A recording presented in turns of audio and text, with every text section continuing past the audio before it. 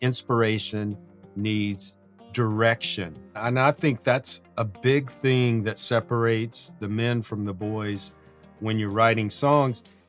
Hey everybody, it's Marty. I'm with Clay Mills in the SongTown studio. We're glad to be back today. Clay's giving you a thumbs up if you're watching us on YouTube. I'm going to spring a topic on Clay today, like we've been doing. My topic for today, Clay, is adding more emotion to your lyrics. So I want us to talk about how you can get lyrics that are more emotional. You have any initial thoughts on that? Yeah, I mean, I love this idea because often I think lyric writers, especially, are trying to be clever. And I think that so much of writing emotional lyrics is learning to write the truth, and not just learning to write the truth, but making it believable. I mean, I think pretty much no matter what you're doing, if you're a singer, you've got to make every word you're singing believable. If you're a lyric writer, every word you write has got to be believable. And that's a trick. I mean, and it's often hard for people starting out to figure out how to make something believable. But I think without that, nothing else works, Absolutely. I think the more honest and real it feels, the much better chance you have of it being emotional and connecting emotionally with your audience. And, at the end of the day, if you don't connect with the singer that you want to sing the song and or the audience when they're singing it, you've wasted your time, and so the only way you're going to connect with people is that they feel something when they hear your song. And so it's really important to concentrate on feeling words. One of the things I do sometimes is after I write a song, I'll go back and I circle the feeling words that I use. And if someone told me yesterday about a book called The Feelings Thesaurus, which I'm going to check out. But they said, you can look up and find all different words for anger and things like that. Using different words can help.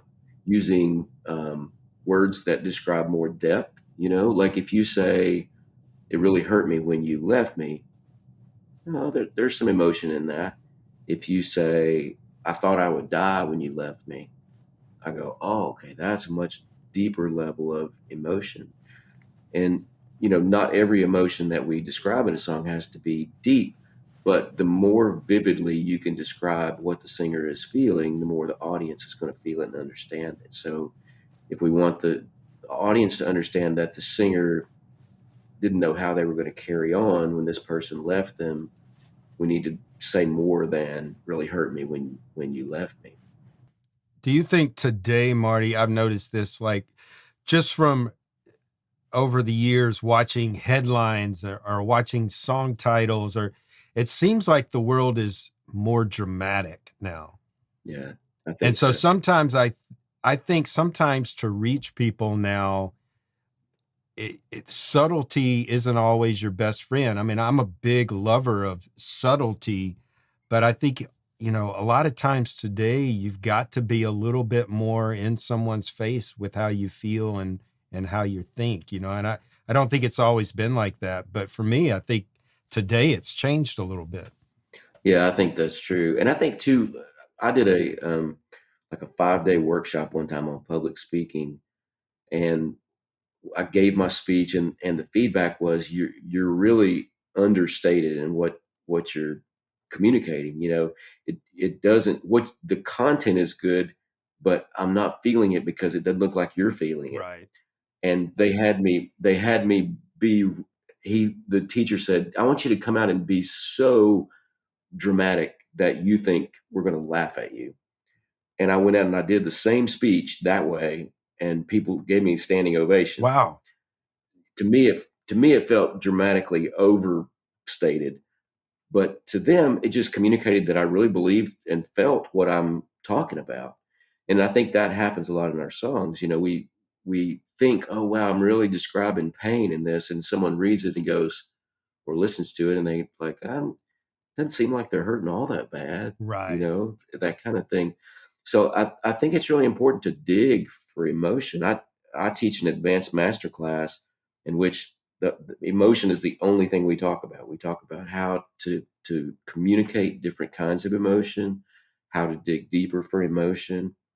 Um, and sometimes when I'm mentoring, I'll ask a person, what is the singer feeling in this song? And they'll go, um, I don't know exactly. And my response will be, that's how it feels. It feels like someone's singing about something they don't really know Right. about. And so I think it's really important. And one of the things I teach is you have to understand what the singer's feeling in every song before you can communicate that. So a lot of times I'll have people write down the feeling that the singer is feeling in this song. Is this about loneliness? Is this about hope? Is this about fear? And really identifying what the singer is feeling in that song, and then keeping on coming back to that feeling to make sure we're being authentic to it. And one trick I have them do is I'll have them write about a scenario that they've been in, and they brainstorm. What are the things you felt? What was going through your mind? What happened in your body when that experience happened? And getting them to kind of get back into that space and really feel it helps them go, okay, now I can talk about this authentically because I'm clear on what the singer feels, how I've felt that in the past, what I did in response to that feeling. And that can really help you get into a space where you're going to communicate those feelings more clearly. Yeah, man. And I think that's a big thing that separates the men from the boys when you're writing songs is, when we first start out writing, maybe we got our heart broke and we wrote a song about it. And we're real clear about what our emotion is. I mean, we're feeling the pain, we're feeling the hurt, and we're putting those words out. As you say, okay, well, I want to be a songwriter, and you realize, okay, I can't get my heart broke every day. Okay, so I've got to write about other things. And so that's where the difference comes. Can you have that same mental clarity and focus even when you don't have a life, happening that totally focuses you? Jason Duke told me one time that inspiration needs desperation. No, he didn't say that. He said inspiration needs direction, and we have Yeah. that direction whenever we get our heart broke or we lose a loved one or we find a new love that, we never thought we'd find. But it's learning to find that direction and focus when you're writing about anything. And I think that's where the magic is. Another thing, Marty, I don't know if this was on your list, but as you were talking, I was thinking about how one of the things that robs a lot of songs that I look at, a lot of lyrics from emotion, is little technical mistakes in there. And, Yeah. things like, say your chorus title of your song is Everybody's Had a Heartache. And so that's the big line in the chorus. Well, a lot of people I'll see they'll use heart or heartache or heartbreak or something in the verse a couple of times. And then what happens is when you get to the chorus, you don't feel any emotion when you hit that word heartache because you've already used it in your verse or you've used a facsimile of it, a part of the word. So to me, there's so many little mistakes. And if you're not a technically proficient writer, you might luck out and write a great song occasionally. But more often than not, if you don't understand the mechanics of great songwriting, you're going to rob your songs of emotion because you're taking away from the punch of that song. Yeah, I gave feedback on a song today in which it was a really emotional story. I could tell that the story was very emotional, um, and but I wasn't feeling any of it, and it's partly because it was confusing. I wasn't understanding what was going on in the song, and so I had to try to stop and guess what was happening right here. And so, the lack of clarity, and you mentioned earlier, I think. Trying to be too clever, all those things can get in the way of emotion coming through, even if you've got it in the song. Yeah. Another thing I was going to mention is, people I think have taken lots of songwriting classes in which they were told, well, your songs have to have furniture. Mhm. And by furniture, they mean like pictures or nouns or, things you can see. But what I see a lot of times is people paint these amazing pictures. I can see everything in my mind, but it has no significance. Right. I don't understand how grandpa's old blue Ford truck means anything to the singer. And so it's just an old blue Ford truck like any other one I've seen, and it doesn't matter. So I think a lot of times we lean on pictures and we forget that, everything in my song needs to matter. So if I'm talking about grandpa's old blue truck, I need to tell you why it's important and why it's in this song and what it, how it matters to me and what it makes me think of or remember, those kind of things. There's a song called Ghost in This House that Hugh Prestwood wrote Mm. that really does a great job of painting pictures, but also showing feelings. And I won't quote the whole thing, but it starts off, um, I don't pick up the mail. I don't pick up the phone. I don't answer the door. I just as soon be alone. In those four lines, we can see in our head this person that's depressed and lonely and sad just from those actions that they described. Right. And then, like, I don't live in these walls, I just rattle around, things like that. I'm just a ghost in this house. They're describing feelings while they're painting pictures, which is brilliant. And that, that's kind of songwriting, high level stuff. But that's what we want to shoot for, is we want to have pictures and things that people can visualize, but we also need to have that connection to the emotion that the singer's feeling. Yeah. I think another thing that a lot of people, since you're brought up this idea of things people learn and then they try to put into their songs. Songtown member sent me an email earlier about a song that was out, a new song by Tim McGraw on a record called Standing Room Only.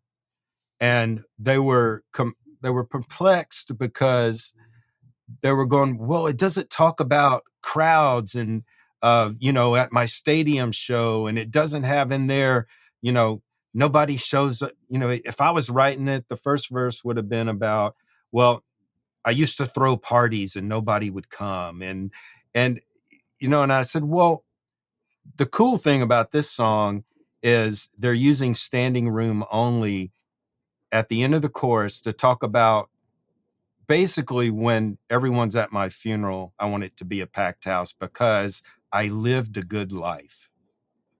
And so the song is more about living a good life. And if you had thrown all these images in there about people standing room only in big crowds and stadiums and parties, and it's like I would have all of a sudden I would have not felt any emotion from this song at all. So we have to be careful when we learn these things, that writing to the hook was what he was talking about. It was written to the hook, but it was written to the hook in a fresh way, and not the obvious way for standing room only. And I think that we have to be careful that we don't clutter our songs up with trying to think logically and not thinking from the heart and not thinking originally. Um, and so yeah, I mean, we can't let what we learn get in the way of writing a good song with too much furniture and that sort of thing. Everything's a balance. Yeah, and I'm not saying this is a bad exercise, but I went to a seminar early in my career, and they said, come up with your title and then get a blank piece of paper and write down everything you can think of Yeah. in relation to that title. And that's fine to do, but your song doesn't need to sound like you put all those words in a bag and shook it up and threw it out, and that's the lyric. Yes. You don't want to have just every single word you can think of related to river in your song just because there's rivers in the title. Right. And like you mentioned, we teach a lot of times you don't want to take the first exit off the interstate. So the most obvious way that somebody would write a title is probably the most obvious way everybody would write the title. And Exactly. a lot of times, if we think about it, we can find go on down the road and find another exit off the interstate that's going to be a little more unique and different. And it sounds like that's what happened in Standing Room Only song. Yeah. And in fact, I love that. analogy, Marty. We should do a whole episode on taking the first exit or not taking the first exit, and just give some people some strategies for that, because I think that would be a great thing to learn. Hey, I want to talk about our friends at Sweetwater who sponsor this podcast. I don't talk about Sweetwater because they sponsor the podcast. The main reason I talk about Sweetwater is that they have fed my equipment addiction for many decades, probably close to 2 decades. I have been getting my audio and video equipment from Sweetwater, and I just can't say enough about them. They're great guys. They know me way too well. They even send me candy in my boxes, Marty. They do that, don't they? I know. Yeah, there's a link in the show notes to some books Clay and I've written. Clay's got a great book on melody writing that's now out on Audible. See you next time.